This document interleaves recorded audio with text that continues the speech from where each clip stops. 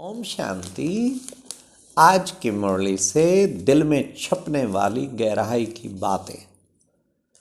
कितना सुंदर बाबा ने कहा क्या कि बच्चे चलते चलते सर्विस की बजाय अगर डिसर्विस कर देना तो बस गुरु का निंदक ठोर न पाए। जहाँ बाबा का नाम बदनाम कराया ना, कभी क्रोध की चलन द्वारा, कभी किसके द्वारा, वो ठौर नहीं पाएगा, बुद्धि भटकती रहेगी। गुरु का निंदक, सतगुरु का निंदक ठौर न पाए। चेक करें, दिन में मैं बाबा का नाम बदनाम तो नहीं कराता। कोई मेरी चलन, कोई मेरा संकल्प, कोई मेरा वचन श्रीमत के अगर विरुद्ध है तो बुद्धि भटकेगी। फिर कहेंगे योग नहीं लगता। योग कहाँ से लगे? गुरु का निंदक जो बने हुए हैं, अपनी कर्म, अपनी संकल्प, वचन सारे विश्व की आत्माओं को बाबा की ओर बलिहार करा दे। अगर उसके अगेंस्ट है तो गुरु का निंदक फिर ठोर नहीं पाएंगे। चाहे कोई देखे ना देखे, पर आपके कर्म से छिपके भी उल्टे होंगे। गुरु का निंदक ठोर ना पाए, वो भटकता रहेगा। हाय हाय हाय, इधर से इधर टकरे मारेगा, इधर से इधर टकरे। अरे अवज्ञा, बाबा की अवज्ञा, बाबा का नाम बदनाम कराए। बड़ी शर्म की बात है अगर कोई कहता है ना, अरे तुम ओम शांति वाले, तुम भी गुस्सा करते हो। अरे ओम शांति वालों में ये भी है। दुनिया हमसे क्या एक्सपेक्ट करती है, सोचें जरा। फिर बाबा ने आज कहा, देखो बच्चे, कहते आत्मा परमात्मा अलग रहे बहुकाल। सुंदर मेला कर दिया, सतगुरु मिला दलाल। तो अलग रहे बहुकाल सिद्ध है ना, कि परमात्मा ऊपर रहता है, बाबा फिर आता है, सब आत्माओं को लेके जाता है। तो आत्मा से परमात्मा कैसे होगा? नहीं ना, एकदम सिद्ध हो गया ना। फिर बाबा ने कितना सुंदर सुनाया, चढ़े तो चाखे वैकुंठ रस, अरे गिरे तो चकनाचूर। बाबा ने कहा रोज अपनी चढ़ती कला रखो, वैकुंठ रस चखोगे और सारे चखेंगे। दूसरी ओर बाबा कभी कभी कहता है, बच्चे तेरी चढ़ती कला तो शरबत का भला, तेरे से जितने कनेक्टेड होंगे ना उनका भी कल्याण हो जाएगा। इसलिए वैकुंठ रस चखना है तो चढ़ती कला में जाओ, चढ़ती कला का अनुभव सबको कराओ। वो चढ़ती कला की कसर रही हुई है। फिर आज गीत था, महफिल में जल उठी क्षमा परवानों के लिए। अरे प्रीत बनी है दुनिया में जल मर जाने के लिए। तो ये प्रीत बनी है ना, ये बाबा ने प्रीत बनाई है। बाबा के प्यार में जल मरे उस शिव समा के ऊपर। कुछ भी हमें याद ना आए, सब कुछ स्वाहा कर देना, जल मरना है। प्रीत बनी है दुनिया में जल मर जाने के लिए। तो ऐसा पुरुषार्थ कर पूछे, मैं फेरी लगाने वाला परवाना हूँ, फिदा होने वाला परवाना हूँ, कौन सा परवाना हूँ? फिदा होना है, एकदम फिदा होना है। सबसे उत्तम परवाना फिदा होने वाला। फिर बाबा ने आज किस तरीके से प्यार से कहा कि बच्चे 8 घंटा याद करो, 8 घंटा अच्छा आराम कर लो, 8 घंटा बाप की याद में लगाओ। खूब बाबा की सर्विस करो। ओनली सर्विस नहीं, ऑन गॉडली सर्विस। बाबा ने कहा कि ईश्वरीय सेवा पे मैं उपस्थित हूँ। 8 घंटा तो कम से कम चार्ट हर एक बच्चे का प्रवृत्ति में कहीं निकलना ही चाहिए। जो मैंने योग, मुरली, तपस्या, मंथन, बस 8 घंटा तो मैंने बाबा की ओर या सवंती के अर्थ लगाया ही है। इसको कहेंगे सच्चा पुरुषार्थी। तो अपना चार्ट रोज देखे, रात को चेक करे कितने घंटे मेरे बाबा की ओर गए। कम से कम बाबा ने इंस्ट्रक्शन 8 घंटे की तो दी है ना। तो 8 घंटा तो जरूर अच्छा पुरुषार्थ करना है। बाकी टाइम भी ये नहीं कि बाकी जब काम करें तो फिर कुछ भी करते चलें, व्यर्थ संकल्प नहीं, तो भी योग युक्त होके करने। पर 8 घंटा तो नन बट वन, एक बाबा दूसरा ना कोई, ये अंदर में पक्का रहना चाहिए। मेरा ऐसा चार्ट हो, सारा दिन में अपना पोता मेल ही नहीं रखेंगे, कितना घंटा किधर लगाया, तो माया बहुत टाइम वेस्ट करा देगी। और बाबा की तरफ क्या किया?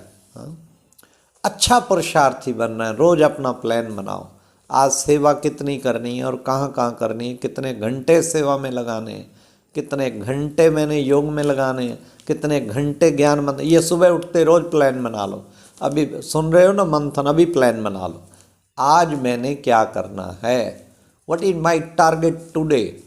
नहीं तो ऐसे भटकते रहेंगे, बेलगाम घोड़ा, कभी किधर चला गया कभी किधर।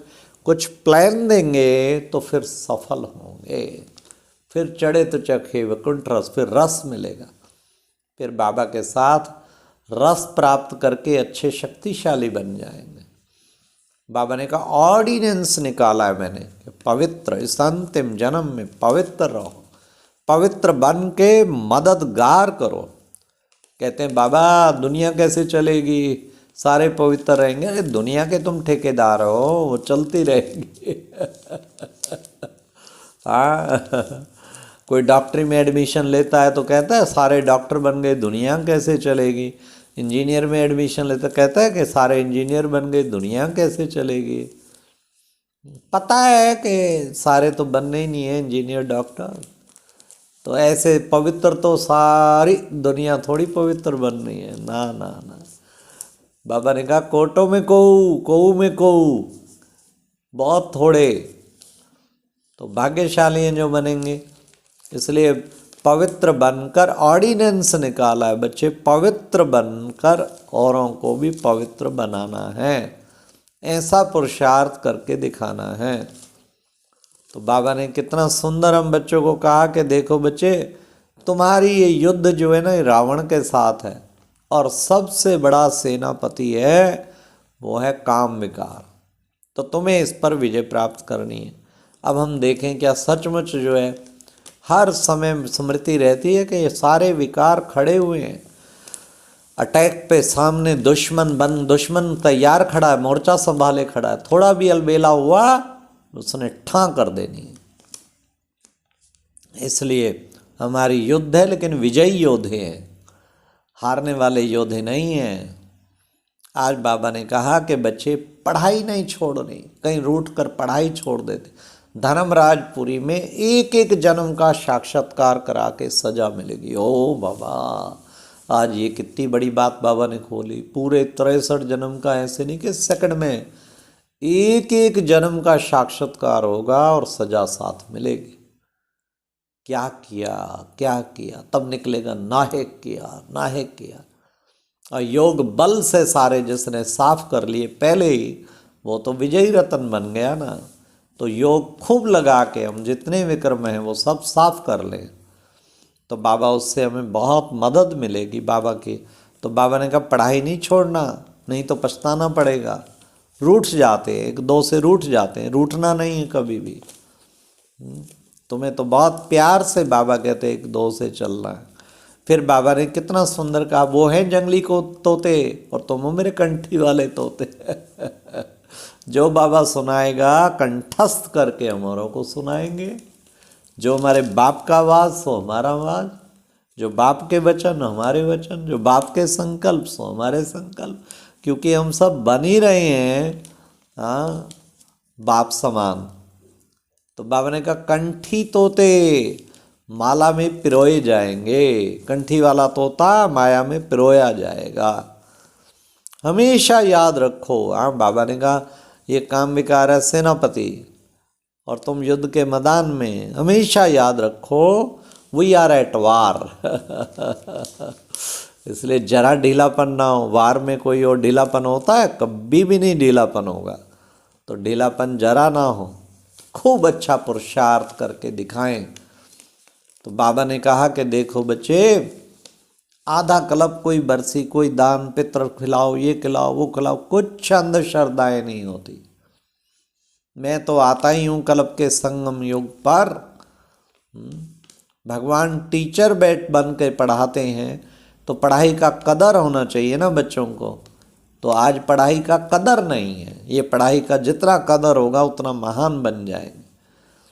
और बाबा ने कहा तुम्हारे ऊपर सर्विस की बहुत बड़ी जिम्मेवारी, सारे विश्व के हम जिम्मेवार आत्माएं। क्या मेरे सामने वो पूरे 800 करोड़ आत्माएं घूमती रहती हैं कि पूरी बाबा ने जिम्मेवारी दी है उन सब आत्माओं को बाप समान बनाना, बाबा के निकट लाना, ये जिम्मेवारी जो बाबा ने दी है। और आज का वरदान था एकाग्रता के अभ्यास के द्वारा, हाँ, अनुभवों की सीट पर सेट रहने वाले निर्विघ्न भावा। एकाग्रता का अभ्यास, बस उसी को बढ़ाना है, उससे अनुभव की सीट पे अच्छे सेट हो जाएंगे और फिर निर्विघ्न। जिसकी एकाग्रता की शक्ति अच्छी है वो निर्विघ्न पार्ट प्ले करेगा, उसके रास्ते में विघ्न नहीं आ सकते। विघ्न आते हैं बाहर से और माया आती है अंदर से। वो भी माया भी एक विघ्न है, बहुत बड़ा विघ्न है, स्वयं के उन्नति में विघ्न पड़ गया। फिर बाबा ने स्लोगन में कहा, सेकंड में विस्तार को सार के सामने। हाँ, बाबा ने कहा सेकंड में विस्तार को सार में समाने वाले, समाने के अभ्यास करने अभ्यास करना सर्टिफिकेट दिलाएगा, अंतिम सर्टिफिकेट दिलाएगा। हाँ, समाने का अभ्यास अंतिम सर्टिफिकेट दिलाएगा। विस्तार को सार में समाने का अभ्यास अंतिम सर्टिफिकेट हम सबको प्राप्त होगा। अच्छा, ओम शांति। ये थी दिल को छपने वाली गहराई की बातें। ओम शांति।